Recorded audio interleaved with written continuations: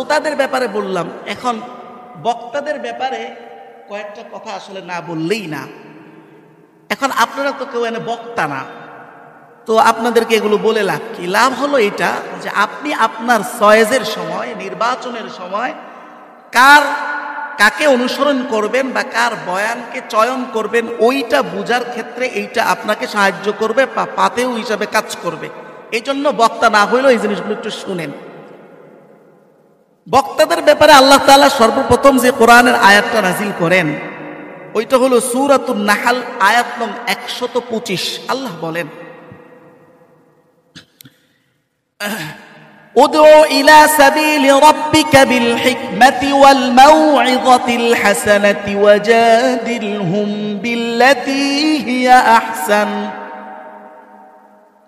আল্লাহ তাআলা এখানে বলেন, উদউ ইলা সাবিলি রাব্বিক, তোমরা যারা আল্লাহর পথে মানুষকে ডাকো, তোমাদের সিস্টেম হবে আল্লাহর পথে ডাকার প্রধান মাধ্যম হলো বিল হিকমা, হিকমতের সাথে ডাকবা, প্রজ্ঞার সাথে ডাকবা।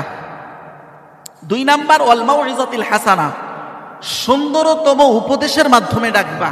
3 নাম্বার, এই 3 নাম্বারটা আসতেছি এবার একটু হিকমতের ব্যাখ্যায়। এই 3 নাম্বার অংশটা, এই আয়াতের একদম শেষ অংশটা হিকমতের ব্যাখ্যায় লাগবে। দেখেন, এখন হিকমা মানে কি, প্রজ্ঞা মানে কি, এইটার অনেক বিস্তৃত ব্যাখ্যা।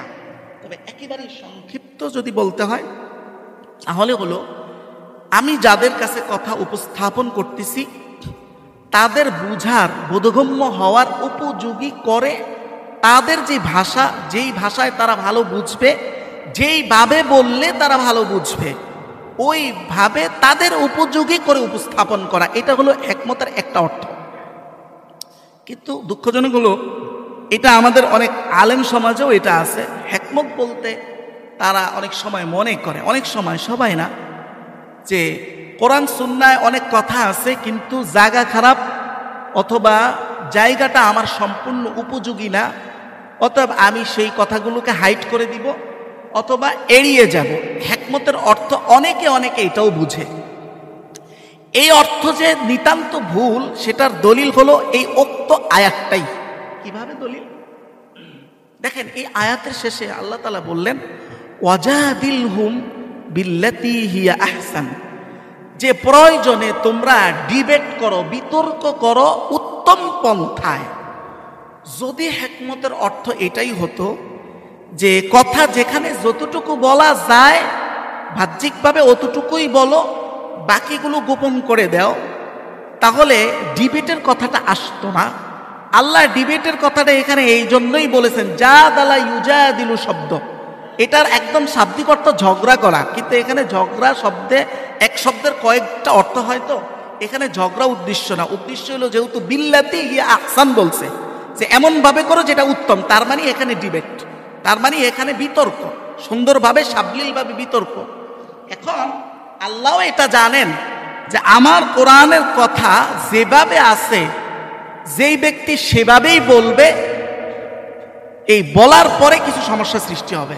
এই আয়াত দ্বারা এটাও ইঙ্গিত পাওয়া যায় যে যেভাবে আছে সেভাবে যদি বলে তাহলে সমস্যা সৃষ্টি হবে। সেই সমস্যার সমাধানের জন্য সাবলীলভাবে যদি চ্যালেঞ্জ জানায়, তাহলে সেই বিষয় তুমি মোকাবেলা করো, অর্থাৎ ডিবেট করো। তাহলে এখান থেকে আমরা এটা ক্লিয়ার হইলাম যে কথা গোপন করার এই আয়াতে কোনো ধরনের দলিল তো নাই, বরং এর উল্টা দলিল আছে। আর সবচেয়ে বড় কথা হলো, কথা যারা গোপন করে কোরআন সুন্নায়, আমাদের এমন মানসিকতা হয়ে গেছে কোরআন সুন্নায় আছে, এটা আমার সমস্যা না, কিন্তু বললে সমস্যা। কোরআন সুন্নায় যে কথাগুলো আছে এগুলো যেই আলেম গোপন করবে তার ব্যাপারে তো আল্লাহ নিজে বলছেন, আমি তারে লাআনত করি। নাউজুবিল্লাহ মিন যালিক, বলেন না নাউজুবিল্লাহ। আচ্ছা, কোথায় বলছে? সূরাতুল বাকারা আয়াত নং 169 আল্লাহ বলেন, ইন্নাল্লাযীনা ইয়াকতুমুনা, নিশ্চয় যারা গোপন করে, ইয়াকতুমুনা মা আনজালনা মিনাল বাইয়িনাতি, আমি যেই সকল জিনিস সুস্পষ্ট করে দিয়েছি কোরআনে, ওগুলোকে যারা গোপন করে, ওয়াল হুদা, এবং ওই সকল হেদায়েত যেগুলো আমি কোরআনে দিয়েছি। এবং আল্লাহ এটাও বলছেন যে ইন্নাল্লাযীনা ইয়াকতুমুনা মা আনজালনা মিনাল বাইয়িনাতি ওয়াল হুদা মিন বাদি মা বায়্যানাহু লিন-নাস, ওর পরে যে আমি মানুষের জন্য কোরআনে এগুলো পাটে পাটে বর্ণনা করে দিয়েছি, কিন্তু সে এগুলো সামনে আনে না। এই কাজ যারা করে আল্লাহ নিজে বলেন, উলাইকাল্লাযীনা ইয়ালআনুহুমুল্লাহ, লাআনা ইয়ালআনু মানে লানত, এটা তো শাব্দিকতা থেকেই বুঝতেছেন। ইয়ালআনুহুমুল্লাহ, আল্লাহ নিজে তাদেরকে লানত করেন, অভিশাপ করেন। বলেন না নাউযুবিল্লাহ।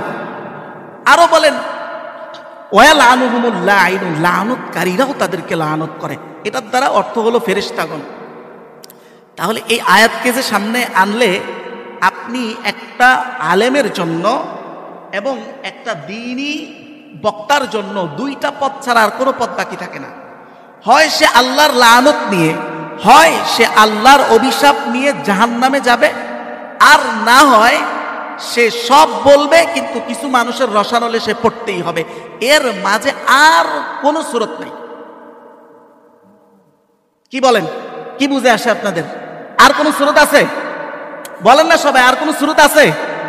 হয় কিছু মানুষের দুশ্মন সে হবে, বা কিছু মানুষ তার দুশ্মন হবে, আর নয় আল্লাহর লানত দিয়ে সে জাহান্নামে যাবে। আর উলামায়ে কেরামের মধ্যে এই পার্ট দুইটাই, একটাকে বলা হয় উলামায়ে সু, আরেকটাকে বলা হয় উলামায়ে হাক্কানি। কেউ দেখেন, আপনি দেখেন, আচ্ছা এই পরের আয়াতে এই জিনিসটা বলবো। আচ্ছা, তাহলে ওই যারা কথা গোপন করে জানা সত্ত্বেও, আবার কেউ তো আছে যে ওই মানের পড়াশোনা করে নাই, জানে না। এখন দেখেন পড়াশোনার বিষয়টা খুব জটিল, মাদ্রাসার পড়াশোনার ব্যাকগ্রাউন্ডটা খুব জটিল। কেমন জটিল দেখেন, যেমন আমার সাথে এই হাদিসের উপরে আপনার মাস্টার্স করছে এরকম বহু ছাত্র আছে, বহু আছে। তো এমন অনেক সময় দেখা যায় রেজাল্টও প্রায় কাছাকাছি, কিন্তু তাকে বসায়া দিলে আলহামদুলিল্লাহ, এটা আমার গর্ব না, এটা বিফদলিল্লাহ, আল্লাহর ফজল। যেমন আমার স্ত্রী, সেও হাদিসের উপরে অনার্স করা। তো আমি যখন বললাম এই সপ্তাহ তো মাহফিল হবে, মাহফিলের ফজিলত নিয়ে বলবো, তো সে আমার উত্তর দিল যে মাহফিলের ফজিলত নিয়ে আবার কি পাইবেন কোরআন হাদিসে, আমি কি পাবো? এই যে স্বাভাবিকভাবে মানে এটা চোখে ধরা খাচ্ছে না যে মাহফিল নিয়ে কোরআনে বা দ্বীনি মজলিস নিয়ে কোরআনে এত কি আছে। আর তা আলহামদুলিল্লাহ, এই যে আমি যে উপস্থাপনাটা আল্লাহ আমাকে করার তৌফিক দেয়, একদম যেতটুকুই হোক ভাঙ্গাচোরা, এইটুক আমি চিনি। আমার সাথে এরকম করছে, দাওরা হাদিস শেষ করছে অথবা হাদিসের উপর মাস্টার্স করছে, এরকম খুব কম ছাত্রই পাওয়া যাবে যারা ঠিক এইভাবে মানুষের সামনে উপস্থাপনা করতে পারবে, বা আল্লাহ তাদেরকে এই যোগ্যতাটা দিচ্ছেন, খুব কমই পাওয়া যাবে। এখন রেজাল্টও সমান, প্রায় পড়াশোনাও সমান, কিন্তু কাজ সমান না। তো এই জিনিসটা আল্লাহ তাআলার আল্লাহ প্রদত্তভাবে একটা প্রতিভা আল্লাহ তাআলা কাউকে কাউকে দেন। আমি এক ছাত্রের কথা এরকম শুনছি, সে বলে আমার রেজাল্ট খুব ভালো, কিন্তু মানুষের সামনে একটা কথা গুছিয়ে বলতে পারি না। আমার যদি রেজাল্ট মোটামুটিও হইতো, আল্লাহ ওই যোগ্যতাটাই দিত, তাহলে আমি আগায় যাইতাম। তার মানে এগুলো শুধু পড়াশোনার উপরে ভিত্তি ঠিক আছে, কিন্তু কিছু বিষয় আল্লাহ প্রদত্তভাবে আসে, এইটার উপরেও ভিত্তি। এইটা ছাড়া দুইটার সমন্বয় একটা জিনিস ঘটিত হয়, সুন্দর একটা আলোচনা মেক করার যে প্রতিভা, এটা একটা মানুষের মধ্যে আল্লাহ তাআলা দিয়ে দেন। কিন্তু পড়াশোনাই মেইন, সব কিছুতে পড়াশোনাটাই মেইন। এখন শুনেন, এই যে কেউ আছে যে পড়াশোনা বা করছে বা ভালো করে নাই বা ওইভাবে বলতে পারে না, তার কথা আলাদা, কিন্তু যে পড়ছে, যে জানে, সে এগুলো গোপন কিভাবে করবে? গোপন করবে তো জাহান্নামে যাবে, গোপন করবে না তো কিছু মানুষ নাখুশ হয়ে যাবে, কিচ্ছু করার নাই। এখন তাকে যতই আপনি ধর্ম ব্যবসায়ী বলেন আর যাই বলেন, তার এছাড়া আর কোনো উপায় নাই। তো তাকে তো এই দুইটার একটাই সিলেক্ট করতে হবে। একটা সিলেক্ট করলে জাহান্নাম, আরেকটা সিলেক্ট করলে কিছু মানুষের দুশ্মনী, এই এর বাইরে কোনো সুরত নাই। এখন এই যে আরেকটা কথা, ধর্ম ব্যবসায়ী, এই কথাটা কিন্তু আল্লাহ নিজেও বলছেন, ধর্ম ব্যবসায়ী, এই কথাটা আল্লাহরও বক্তব্য। কিন্তু মজার বিষয় হলো, আমরা যাদেরকে ধর্ম ব্যবসায়ী বলি, ঠিক উল্টা যারা, আল্লাহ তাদেরকে ধর্ম ব্যবসায়ী বলছে। দেখেন দলিল নেই, সূরাতুন নিসা আয়াত নং 37, আল্লাহ তাআলা বলেন, ইন্নাল্লাযীনা ইয়াকতুমুনা মা আনজালনা মিনাল কিতাবি ওয়া ইয়াশতারুনা বিহি সামানান কলিলা উলাইকা মা ইয়াকুলুনা ফি বুতুনিহিম ইল্লান নার। আল্লাহ বলেন, নিশ্চয়ই যারা আমার কোরআনের কথাকে যারা গোপন করে, হাইড করে, এটা করে কি জন্য? আল্লাহ বলতেছেন, ওয়া ইয়াশতারুনা বিহি সামানান কলিলা, এই গোপন করার মাধ্যমে সে কিছু রুজি রুটির ব্যবস্থা তার হয়। কিভাবে? কারণ আমি সব কথা না বললে তো আমার এখানে টিক্কা থাকার সম্ভাবনা বাইরে যায়। তো টিক্কা থাকবো চাইবো কেন? ওই যে 10,000 টাকা 9,000 টাকা বেতন পাই, ওটার জন্য। তা আল্লাহ বলতেছেন, এই টাকাটা সে যে খায়, উলাইকা মা ইয়াকুলুনা ফি বুতুনিহিম ইল্লান নার, আল্লাহ বলেন সে যা খাইতেছে আগুন ছাড়া আর কিচ্ছু না। বলেন নাউজুবিল্লাহ। এগুলো জানতেন? এগুলো আর শুনছেন কখনো? আল্লাহ তাআলা আমাদেরকে বুঝার তৌফিক দান করুন, বলেন আমিন। শুধু এটাই না, ইবনে হিব্বানের একটা হাদিস নং 56, রাসূলুল্লাহ এই কথাও বলছেন, মান কাতামা ইলমান, যে ইলমের জ্ঞানের সামান্য কোনো একটা টুকরাও যদি গোপন করে, আলজামাহুল্লাহু ইয়াউমাল কিয়ামাতি বিলিজামিন মিনান নার, ওই আলেমকে কিয়ামতের ময়দানে উঠানো হবে আগুনের লাগাম পড়ায়া। বলেন না নাউজুবিল্লাহ। এবার আসেন, ওয়াজের দুইটা ক্যাটাগরি নিয়ে একটু কথা বলতেই হবে। সেটা হলো, দেখেন, এটা আমি কোনো সময় প্রসঙ্গ আসলে বলি না, আমি ছোট মানুষ ভাই, সবকিছু মানায়ও না আসলে, এই জন্য বলতে চাই না। কিন্তু কোরআন সুন্নাহ ওয়ারিসে রাসূল যেহেতু হয়ে গেছে, এই জন্য বলতেই হবে। কিছু কিছু মাহফিলে, আচ্ছা অন্য কোনো দিকের বক্তার কথা না বলে, আমাদের নিজের ঘরানা, মানে আমাদের ওস্তাদ টোস্তাদ এরকম অনেকে আছে, আমি দেখছি যে পুরা ওয়াজের প্যান্ডেলে শুধু হাসাহাসি। আচ্ছা এই বিষয়টা একটু বলি। আল্লাহর নবী, এই হাদিসটা এসেছে তিরমিজিতে, হাদিস নাম্বার 2315, রাসূলুল্লাহ বলেন যে ওয়াইলুন লিল্লাযী ইউহাদ্দিসু বিহাদিসিন, ওই ব্যক্তির জন্য ধ্বংস যে একটা কথা বলছে। হাদিস মানে কিন্তু কথা, হাদিস মানে কি কথা। যে একটা হাদিস বলছে মানে কথা বলছে, কি জন্য? লিউদহিকা বিহিল কওমা, মানুষকে হাসানোর জন্য। ওয়াকযিব, এটা বলতে গিয়ে সে মিথ্যার আশ্রয় নিতে হইছে, আংশিক অথবা পুরা। আল্লাহর নবী দুইবার বলেন ওয়াইলুন লাহু, ওয়াইলুন লাহু, তার জন্য ধ্বংস, তার জন্য ধ্বংস। আল্লাহর নবী যার ধ্বংসের কথা বলছেন, সে জান্নাতে যাবে না জাহান্নামে? কথা বলে না, জান্নাতে না জাহান্নামে? আল্লাহ হেফাজত করুক। এখন দেখেন, নবী এই কথাটা এখানে আনছেন কেন?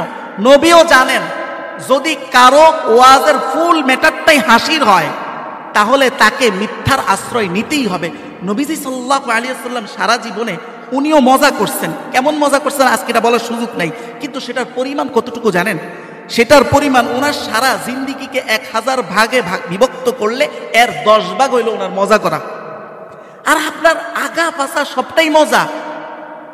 এটা কি কখনো দ্বীনি মেজাজের, দ্বীনি তরিকার আলোচনার সভা হইতে পারে? বলেন, হইতে পারে? আচ্ছা এটা গেল একটা।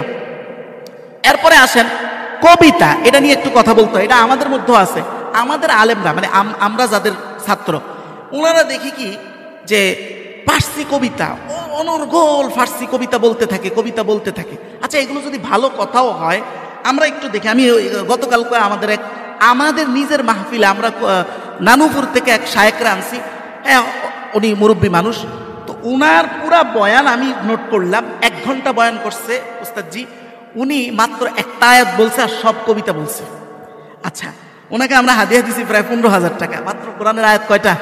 একটা, সবটা কি কবিতা? আমি কই এটি ভালো কথা, কিন্তু সূরা ইয়াসিনে আসেন আয়াত নং 69, আল্লাহ তাআলা বলেন, কোরআনের কিন্তু একটা বৈশিষ্ট্য আছে, সবগুলো শেষে দিয়া ছন্দ মিল। দেখেন, অদ্দুহা ওয়াল্লাইলি ইযা সাজা মা ওয়াদ্দাআকা রাব্বুকা মা ক্বালা, এই কোরআনের সব জায়গায় আপনি একাধিক ছন্দ মিল দেখবেন। এইটা দেখে কাফেররা মনে করছিল এটা কবিতা। আল্লাহ জবাব দিতেছেন, ওমা আল্লামনাহু শি'রা, হে কাফেররা তোমরা শুনে রাখো, নবীকে আমি শের মানে কবিতা, আমি নবীকে কবিতা শিখাই নাই। ওমা ইয়ামবাগী লা, কবিতা নবীর জন্য উচিতও না। আচ্ছা, আল্লাহ হারাম করেন নাই, বললেন কি উচিত না। নবীর জন্য যেটা উচিত না, নবীর ওয়ারিস, নবীর কাজটা যারা করে, আচ্ছা একটা দুইটা বললে তো হয়, 50-50ও না, প্রায় 70 ভাগ 80 ভাগ কবিতা, আল্লাহর কালাম মাত্র একটা বা দুইটা। এটা কিভাবে প্রশংসিত হইতে পারে? আমি এক বক্তাকে এটাও দেখছি, আল্লাহ আস্তাগফিরুল্লাহ, এরকম মানুষের সাথে প্রতারণা করে। কবিতার পক্ষে দলিল দিতে যায়, গজলের পক্ষে দলিল দিতে যায়, উনি বলতেছেন আল্লাহ কবিদের নামে আলাদা সূরাই নাজিল করছেন। বলেন সুবহানাল্লাহ। আসুন আমরা সুবহানাল্লাহ, আল্লাহ আলাদা সূরাই নাজিল করছেন, কথা তো ওনার সত্য। শায়েরের বউ বলছেন শুআরা, সূরাতুশ শুআরা নামে একটা সূরাই আল্লাহ তাআলা নাজিল করছেন, কিন্তু এই সূরাতে কি বলছেন বক্তার এটা বলে না। নাউজুবিল্লাহ, এই সূরা কি প্রশংসা করলেন না আল্লাহ নিন্দা করলেন?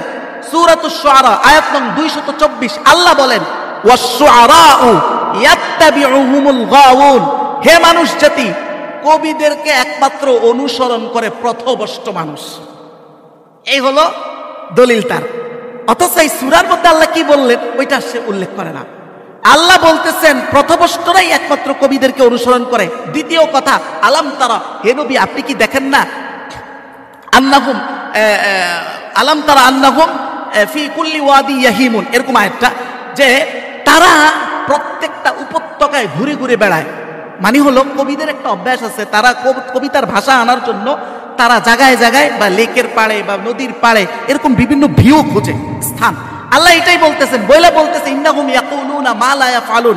হে নবী, আপনি জানেন এরা মুখে যা বলে কাজে কিন্তু তা করে না, কাজে কিন্তু তারা তা করে না। এই যে এই আয়াতগুলো যে শুনাইলাম, আল্লাহ কি প্রশংসা করলেন না তিরস্কার? আর বলে না প্রশংসা না তিরস্কার? তো যেই জিনিসের আল্লাহ তিরস্কার করেন, পিছনে লেখা তাফসিরুল কোরআন, 1 ঘন্টা বয়ান, 2টা 5টা আয়াত, আর সব গজল কবিতা ওইটা সেটা, এটা হারাম না হলেও কি প্রশংসিত? কথা বলে না প্রশংসিত? কখনোই না।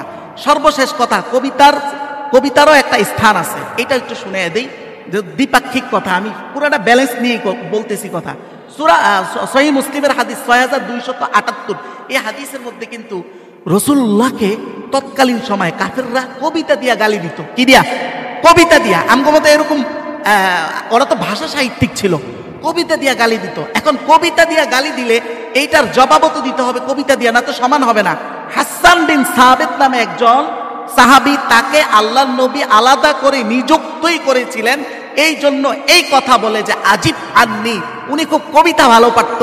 উনাকে বলেছেন যে তুমি আমার পক্ষ থেকে কবিতা দিয়া কাফেরদেরকে জবাব দাও, এবং দোয়াও করছেন রাসূল যে আল্লাহুম্মা আইয়িদহু বিরূহিল কুদুস, হে আল্লাহ জিব্রাইলকে দিয়া তাকে শক্তিশালী করো। বলেন সুবহানাল্লাহ।